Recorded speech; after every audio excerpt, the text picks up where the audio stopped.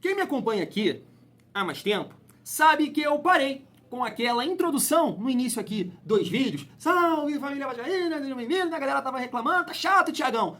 Parei. E agora eu sempre busco uma maneira diferente de iniciar aqui os nossos vídeos. Agora, veja bem, ouça bem, eu nunca pensei que ia iniciar um vídeo dessa maneira.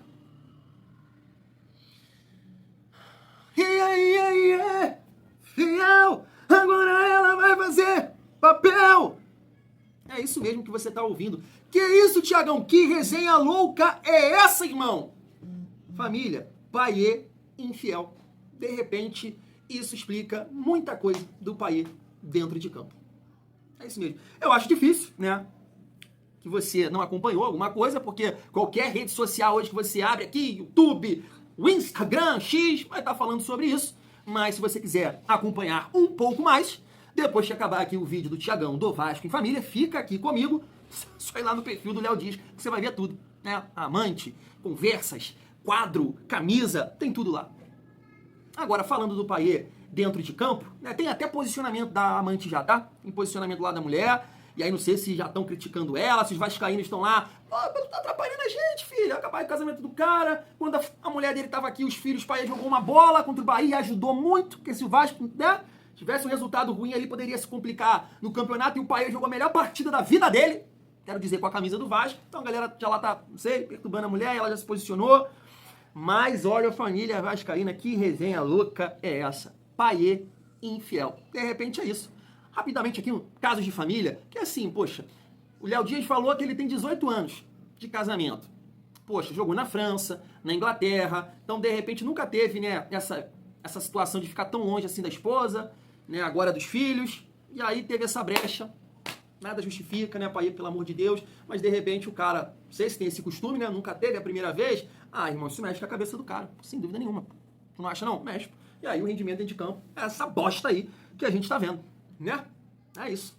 Mas família vascaína, além aqui do Thiagão comentar um pouco aí, né, mudando aqui o quadro, casos de família, vamos falar de bola, porque tem muita coisa pra resenhar aqui com vocês, vamos falar um pouco mais sobre a Sul-Americana, eu quero trazer aqui duas opiniões, né, do Casagrande, falando na visão dele quem é o favorito para essa competição, e também o Fernando Praz, segundo ele, achou o grupo do Vasco, o grupo da Corte, é isso mesmo, tu vai ver aqui, vocês vão ver aqui essa resenha, tem aqui também uma informação da Transmart, que olha, eu acho que pressiona o Vasco a passar de fase, hein?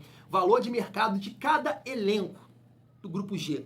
É uma pressão a mais, família vascaína. Então chega aí que tem muita resenha nesse vídeo, mas antes, deixa eu te pedir aquela moral. Se não for inscrito aqui no canal Vasco em Família, se inscreve, deixa o like e ativa o sininho para não perder os próximos vídeos. Vamos seguir a nossa resenha e, mais uma vez, rapidamente trocar uma ideia sobre a situação do Ryan, porque agora há pouco saiu mais uma informação do GE. Tá na tela, ó. O Vasco está perto de renovar o contrato do atacante Ryan, de 18 anos, até o fim de 2026. O vínculo atual do jovem, revelado em São Januário, vai até o final de 2025, que permitiria sua saída sem custos ao término. Com uma relação próxima ao clube, Ryan e seu pai, Valquimar, decidiram não prejudicar o Vasco e optaram por estender o contrato por mais uma temporada, enquanto aguardam uma possível proposta da Europa, que é um desejo do jogador. Caso a transferência não aconteça nesse período, há uma cláusula que permite uma nova renovação. Então tá aí, família vascaína, é bem interessante, a gente comentou um pouco aqui, né, sobre o Ryan dentro de campo, acho que ele vai contribuir, né, até o momento aí da próxima janela, se aparecer alguma proposta, porque é um jogador nesse momento que eu não gosto, tá? Não gosto dele fazendo essa função, e vocês sabem, jogando pelo lado direito, eu acho que ele tem que jogar como falso 9 ali, ou como 9, tem as características para isso, né? Ele talvez não tenha tanta presença de área assim, né? É uma coisa inexplicável, podemos dizer assim, né? A bola sobra, tipo o Verratti tem, mas é um cara que tem mais recurso, tem mais força física, chuta muito bem, tem muita força na perna canhota, né? Bate muito bem na bola, então é um cara que eu acho até pro futuro, né? Eu sempre falo isso aqui com vocês, pensando na carreira dele, ele tem que se posicionar nesse sentido, né? Jogar como 9 mesmo, como centroavante. E, claro, também aqui, né, a gente pode pontuar essa relação dele e do pai com o Vasco, nessa gratidão muito importante, porque a gente teve um caso aí, né, do jogador lá da Colômbia, o Neisser Villarreal, que acabou assinando aí um pré-contrato com o Porto, né, e deixando milionários a ver navios. Então, ainda bem que o Ryan aceitou aí essa renovação, até porque, né, a gente trouxe uma informação aqui de um jornalista de fora, aqui do Brasil, que manja desse mercado aí internacional, dizendo que alguns clubes, né, entre eles o Barça, o Newcastle, claro, família, não sei se é verdade, informação do cara, né, o Ryan, cara, assina um pré-contrato, não renova com o Vasco não, e aí o Ryan não quis, família vascaína, gratidão ao Vasco. Seguindo aqui a nossa resenha, nem estava na pauta, mas como eu estava aqui, né, viajando no Instagram, e acabei abrindo aqui assim, os stories, né, que fala, stories do Lucas Piton, e aí deu a vontade de trocar uma ideia sobre o Lucas Piton com vocês. Essa foto dele ali fazendo um trabalho físico, né? De força.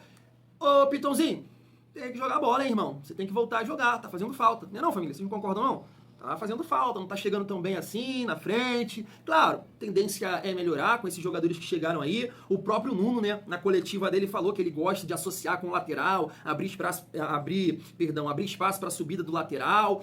Então, assim, eu sei que a tendência é melhorar. Mas, vamos lá, irmão. Vamos lá, que tu deu uma caída grande, hein? Vamos lá, beleza? Seguindo aqui a nossa resenha, família, pra gente trocar uma ideia sobre a Sul-Americana. É isso mesmo, eu vou trazer aqui, né, a opinião do Casagrande e também do Fernando Praz, mas antes eu queria destacar aqui com vocês, estava vendo essa postagem aqui do Lance, né, falando até onde o Vasco chegou na Sul-Americana nos anos que disputou. Tá aí, ó, 2003, preliminar, 2006, segunda fase. É bom a gente pontuar também que o regulamento mudou, né? 2007, quartas, olha, né?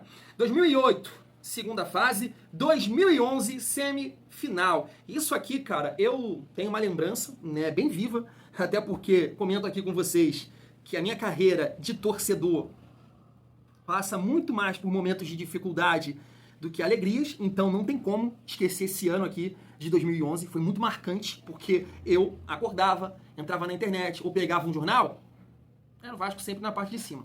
Era sempre a galera falando bem do Vasco. Até iniciou ali o Campeonato Carioca não tão bem, mas depois, né, foi se recuperando, evoluindo, e aí bateu vice do Brasileirão, a gente sabe por quê, campeão da Copa do Brasil, e também teve aqui, né, a possibilidade de quase conquistar a Sul-Americana. Mas o que eu quero dizer é a parte da urucubaca, mano, que o Vasco tem. Porque assim, a gente pegou o melhor universidade, né, do Chile, é isso, né, não foi católica não, foi do Chile, da história do Sampaoli, que tinha lá o Lorenzetti, o Vargas, né, Arangues, mas que time forte era aquele, time bom, bem treinado, jogava bonito, e o Vasco estava muito cansado, né, com a pegada do Brasileirão, ali da Copa do Brasil também, jogos intensos e tudo mais, e aí depois dividiu a Sul-Americana com o Campeonato Brasileiro, brigando nas duas frentes, não teve elenco suficiente para isso, a galera cansou. Eu lembro, pra tu ver, cara, que é marcante pra mim, eu tô te falando que eu lembro, pô. Tô te falando que eu lembro. É muito tempo de dificuldade, então um ano desse eu não vou esquecer. Cara, eu lembro da entrevista do Juninho Pernambucano após essa eliminação, pô. Eu lembro, pô. Ele falando que, assim, não vou lembrar as palavras certas, né? Mas ele fala basicamente assim, cara, o que me deixa chateado é que a gente não teve a condição de brigar de igual para igual contra a Universidade do Chile. Porque o Vasco tava cansado nessa pegada. E os caras voando baixo, um time bem treinado, qualificado. E o Vasco acabou eliminado, né? Empatou em São Januário por 1-1. E perdeu por 2-0 lá. Então, parte da urucubaca que a gente tem. Porque, sinceramente, qualquer outra universidade católica do Chile, sei lá, da história, o Vasco passaria, pô, porque tava com o time, né, ajeitado. E depois aqui, deixa eu ver rapidamente, né, 2018, segunda fase e oitavas de final. 2020, oitavas de final. A gente foi eliminado, né, para o Defensa e Justiça, né? O grande Lucão deu um mole lá e o Ribamar cansou de perder gol naquela partida. Família, deixa eu passar aqui a opinião do Casagrande e também do Fernando Praz. Se liga só. Eu vou falar sobre a Sul-Americana. Olhando no geral, o torneio é bem fraco, tecnicamente, né? As equipes brasileiras, elas sobram, principalmente o Atlético Mineiro, o Corinthians e o Cruzeiro, que eu acho que são os três favoritos, junto com Independiente da Argentina, que é o apelidado do Rei de Copas, uma equipe com uma história pesada de torneio continental, tem um peso na camisa, não vem ganhando nos últimos anos, mas é sempre muito difícil bater de frente com o Independiente da Argentina. Tem Once Caldas, que conquistou seu espaço, já foi campeão da Libertadores, é uma equipe que também conquistou essa força continental, e o América de Cali, que sempre foi muito difícil jogar contra o América de Cali, time colombiana, toca bem a bola, usa muita velocidade, a força física, são esses, fora os brasileiros, que vão concorrer para ganhar esse título aí. A chave do Corinthians é a mais difícil, Mas o Corinthians é favorito, tanto na chave, como um dos favoritos para ganhar o torneio também. Pode virar, de repente, uma Copa do Brasil, lá nas oitavas e nas quartas. Porque os brasileiros, eu acho que vão conseguir passar de fase, vão conseguir, talvez tenha até uma final de brasileiros aí nessa história toda. Então é isso. A Copa Sul-Americana teve o sorteio, eu acho Cruzeiro, Atlético Mineiro e Corinthians favoritos a ganhar o título, mas tem a concorrência do Independiente da Argentina, do Once Caldas e do América de Cali. Essa é a minha opinião sobre a Copa Sul-Americana, entendeu? É fraca a competição, mas os times brasileiros são bons. O Vasco dos brasileiros acho que foi o que deu mais azar. Você acha que esse é o mais difícil? Eu acho que é. Isso tudo a gente tá falando agora, antes da bola rolar, né? Mas também pelo momento do Vasco, né, Joana? O Vasco é um clube que está passando por reestruturação dentro de campo, fora de campo, a questão da SAF.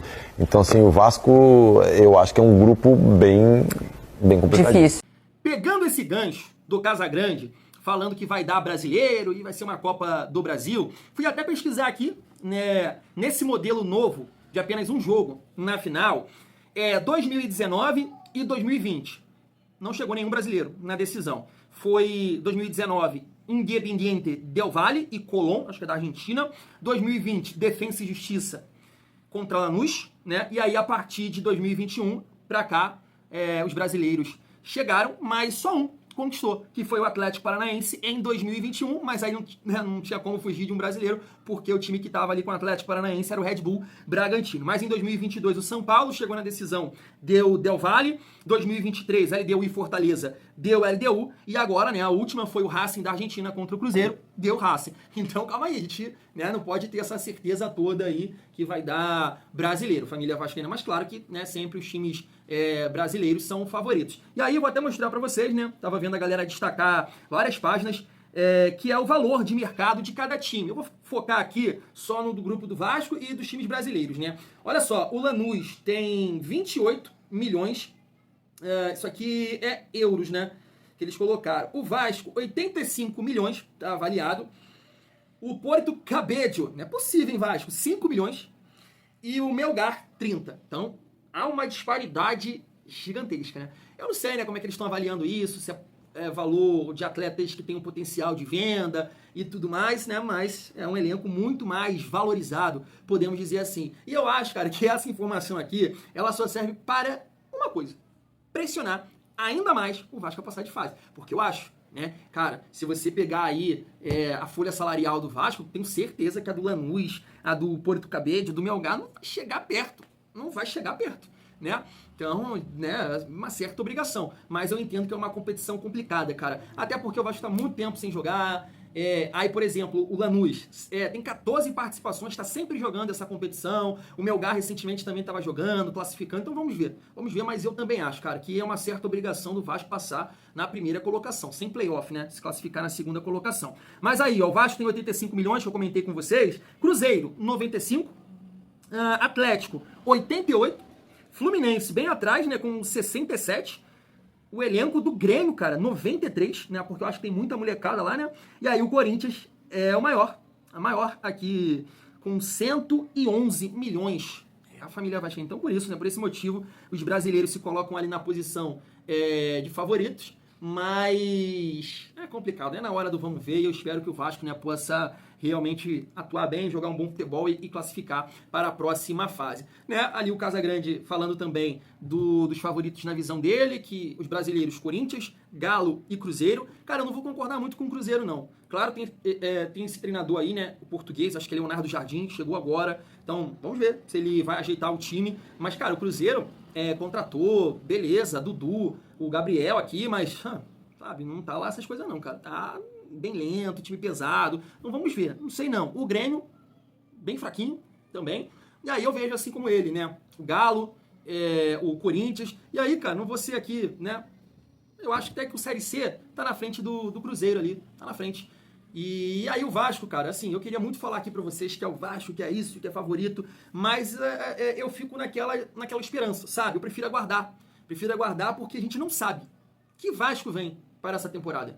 Porque chegou os jogadores agora, eu venho falando aqui pra vocês, vídeo após vídeo, que o Flamengo não é um parâmetro pra gente hoje. A gente não pode pegar o Flamengo e falar assim, caramba, que merda. Não dá, porque é um time muito bem treinado, tem investimento, muito qualificado, várias opções no banco, sabe? É muito difícil pra gente hoje, e além do medo que eu sempre falo aqui com vocês. Então, de repente, esse início de Brasileirão aí, a gente vai pegar um Santos, jogo bom pra realmente, né, mostrar. Corinthians, que eu também é um time que tem as suas peças, mas não tá encaixado igual o do Flamengo. Então, acho que dá pra competir, né, dá pra jogar bem, não pode sofrer como a gente sofreu contra o Flamengo. Depois é o Sport, Ceará, e aí na quinta rodada, Flamengo. E claro, não vai ter tempo, né? Esse mês aí promete. Brasileirão e Sul-Americana tá tudo ali muito em cima, tanto que no dia 27/5 a gente já vai saber. A gente vai estar na próxima fase da Sul-Americana. Então vai ser aquela pegada, família vascaína. E é isso, eu tô torcendo muito para que o Carille possa ter aproveitado bem, né, essas 3 semanas que estão rolando ainda, claro, né, até o dia 30, dia da estreia do Vasco no Brasileirão.